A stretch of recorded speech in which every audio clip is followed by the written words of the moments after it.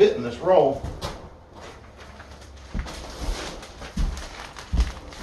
Hey YouTube, this is Sean with YouTube Pays My Mortgage. Maybe they will pay it one day, you just never know. So, on the menu today, the kitchen behind me. Yep, that's a kitchen. When they're completely gutted, that's what they look like. All right. So, let's see if we can cut a couple feet out of it. Yes, I got some glasses. We used to be able to call these skill saws, but now you can't. Somebody get mad. Make sure there's no nails. I like to see. If I go to this side, the nails are right here. I'm going to cut just on the other side of the nails, hopefully.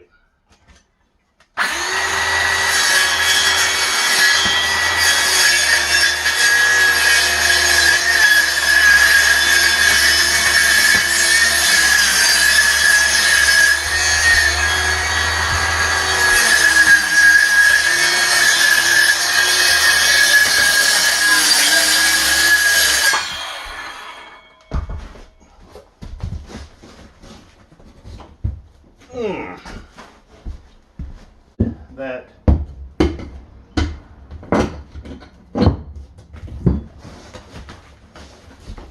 well, see, I just wanted to cut this piece only and not the floor below it.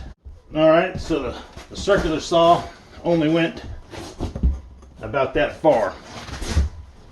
Let's see if this little vibrating doohickey will cut it apart.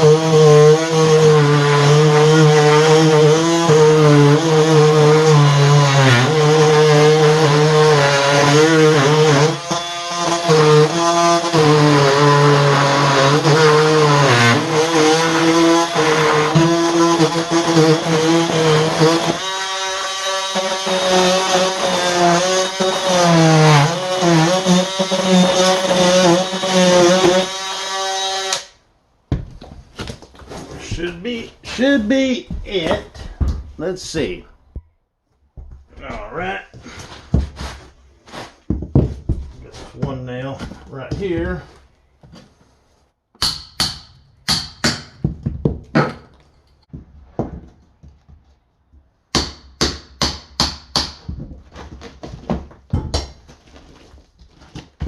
Bada bing, bada boom. All right, I'll get the rest of that up and then vacuum it again, then we'll learn how to put some insulation in. All right, so we got our 7 in here. I did a little research, just a little bit, and other than it's not as strong as something higher than a number 7, meaning would give you more insulation, it has something to do with noise dampening. So this is a duplex. My neighbors are on the other side of this wall. That's their insulation.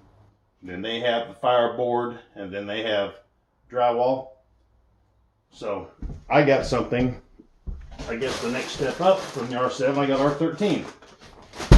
So it's going to give more insulation than a 7, plus the 13 is good for noise as well. I only got 2 bags, so we'll see if that's enough for what little bit we need to do. If not, we'll go get some more. All right, we'll put up what little bit we took down since it's still good, or we'll tuck a little bit. We'll put some down here in here.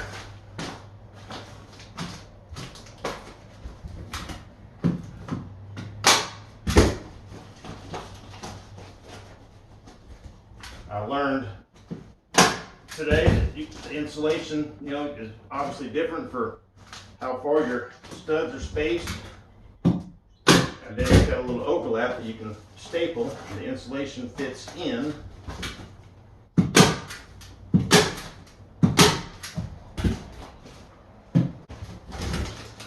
A little bit of paper so you can mess up the drywall or the fireboard.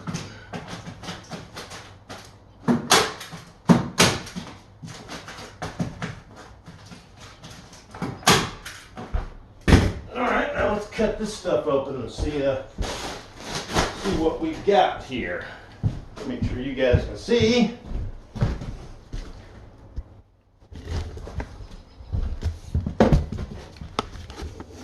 Yep. Let's see what we're dealing with here. Get the knee pad.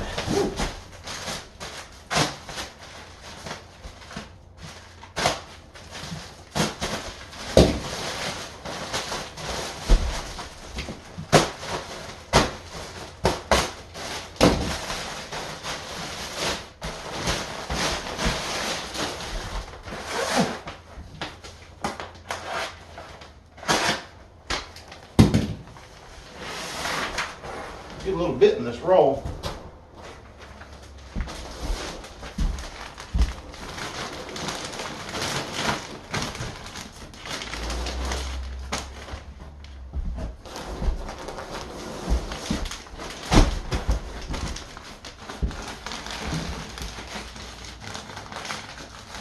Let's see. Guess I should cut it to where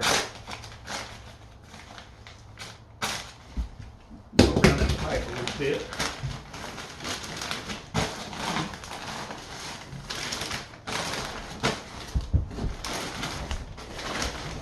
Go ahead and get a staple up in here.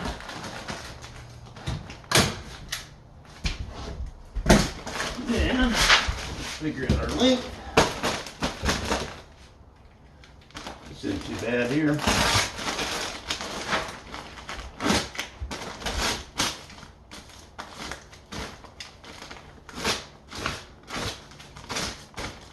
I got these scissors. I don't know where these things came from. I don't know if they're made for this or not, but we're gonna find out.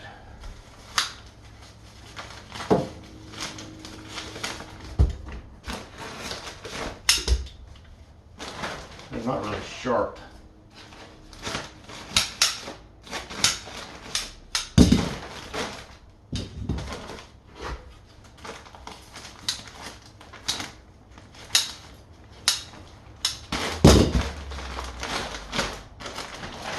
I don't know if I cut that how I was supposed to or not.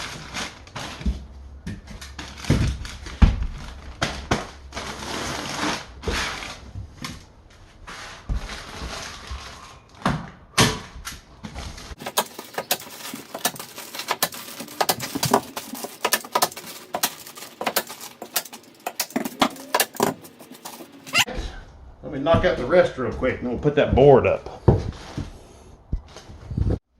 Okay, some measurements, right? My fireboard is 4x8 sheets.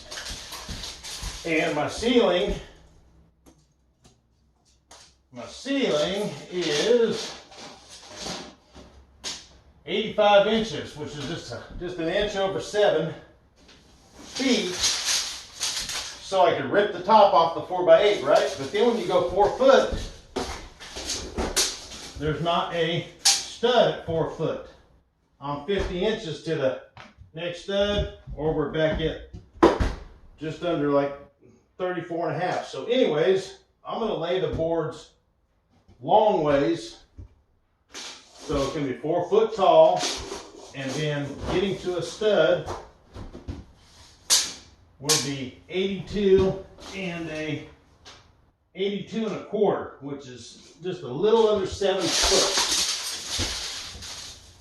So let's go rip the top off of one of the fireboards at 82 and a quarter. 82 and a quarter. 82 and a quarter. All right, if you've ever seen the peg board that people hang up in their garage with all the holes in them to hang the pegs, this stuff is very, very similar to that. 82 and a quarter.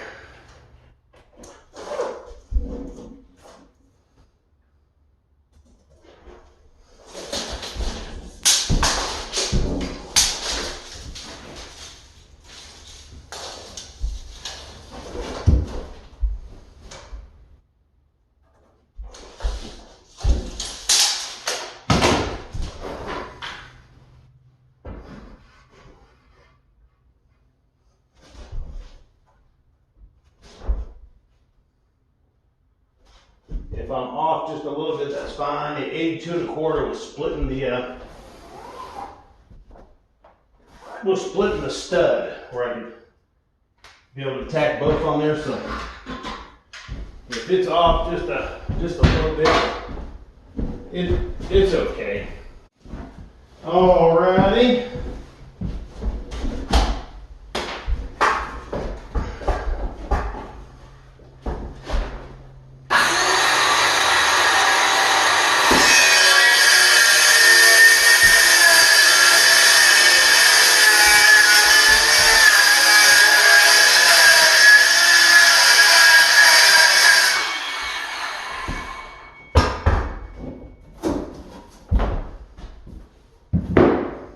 Now, let's go see if it fits. Still gonna have to cut out for the plugs.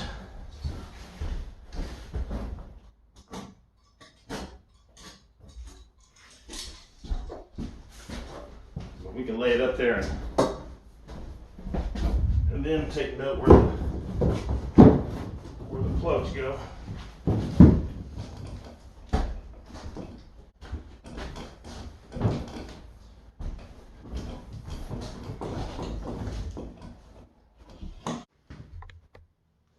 I got my holes right the first time. Well, I had to shave one down a little bit.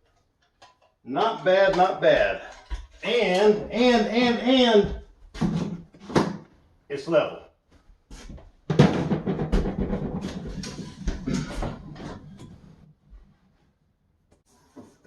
So, we're gonna do.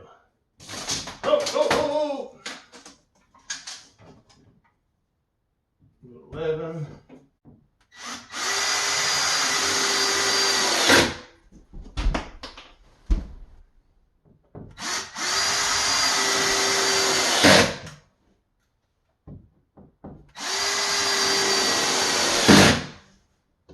Pretty good, pretty good. All right, guys, hey, thank you. Until next time, you'll see something here.